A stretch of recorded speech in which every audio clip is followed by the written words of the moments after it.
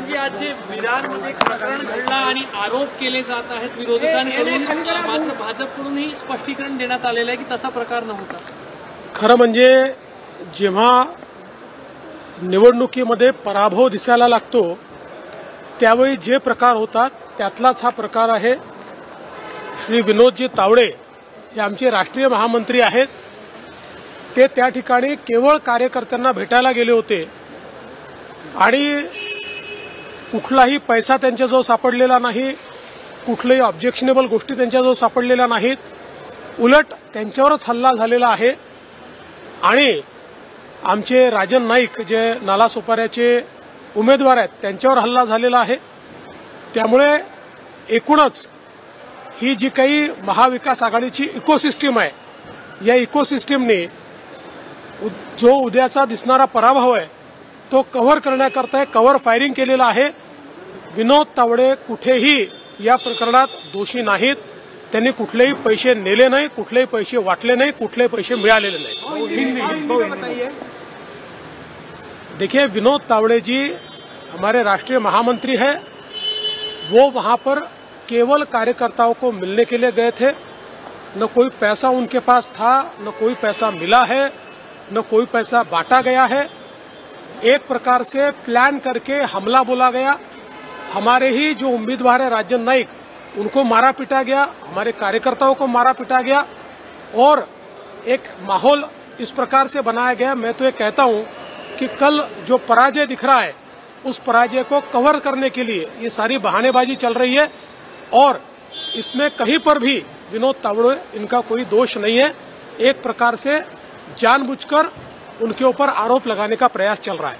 आज अनिल देशमुख ने डिस्चार्ज होने के बाद ये कहा है कि मैं बीजेपी से डरूंगा नहीं, आखिरी दम तक लड़ते रहूंगा. कैसे देखते हैं? असं आहे, अनिल देशमुखांनी सातत्याने या ठिकाणी जसं हिंदी पिक्चरमध्ये सलीम जावेदांच्या स्टोऱ्या या अतिशय पॉप्युलर होत्या तशा सलीम जावेदच्या स्टोऱ्या चालू केलेल्या आहेत.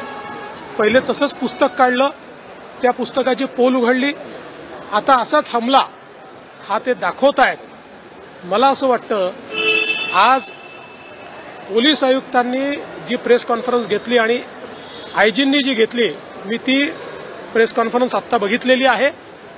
त्या प्रेस कॉन्फरन्समध्ये अतिशय क्लिअर कट इथलं सगळं पिक्चर आलेलं आहे आणि आता प्रश्न हे निर्माण झाले आहेत, 10 किलोचा गोटा हा जर विंडशिल्डवर मारला, विंडशिल्ड तुटली का नाही?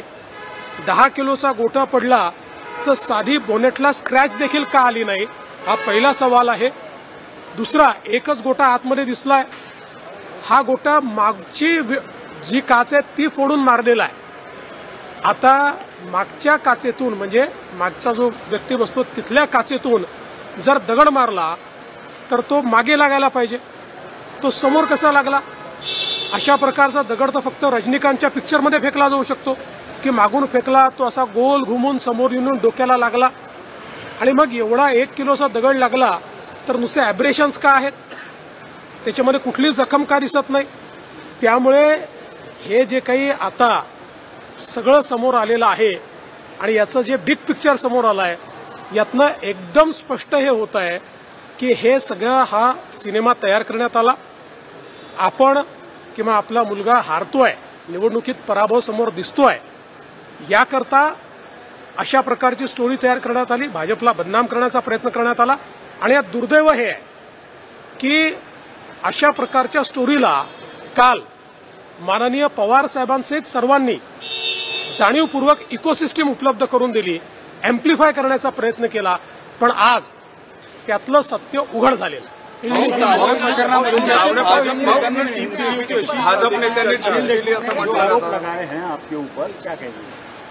देखिए, अनिल देशमुख इनके मामले में आज जिस प्रकार से जो हमारे एसपी है और जो यहाँ के आईजी है, इनकी प्रेस कॉन्फ्रेंस हुई है और उसमें जो खुलासा हुआ है उससे ध्यान में आता है कि जिस प्रकार से सलीम जावेद की स्टोरीज ये पुराने सिनेमाओं में बहुत फेमस होती थी उसी प्रकार से सलीम जावेद की स्टोरी तैयार हुई है, एक स्क्रिप्टेड स्टोरी है, क्योंकि आज जिस प्रकार से सारी चीजों को एम्प्लीफाई करके एसपी की प्रेस कॉन्फ्रेंस में बताया गया, मैंने स्वयं उसको देखा है।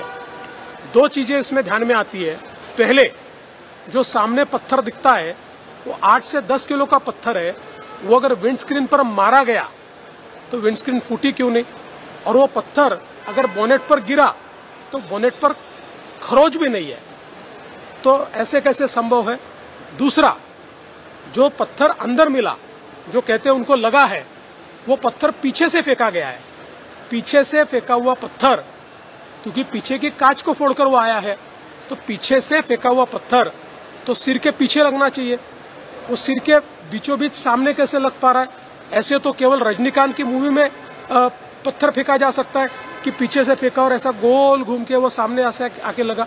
अच्छा, वो भी 1-1.5 किलो का पत्थर अगर ऐसा आकर लगा तो केवल खरोच क्यों है। तो कुल मिलाकर मुझे ऐसा लगता है ये जो हमला है, जब हार सामने दिखी तो सिंपैथी पाने के लिए इस हमले की स्टोरी रची गई है। आज इसकी पोल खुल गई है। हम तो ये अपेक्षा करेंगे कि अब पुलिस पूरी तफ्तीश करे और किस प्रकार से ये स्टोरी रची गई इसकी सारी जानकारी सामने आए।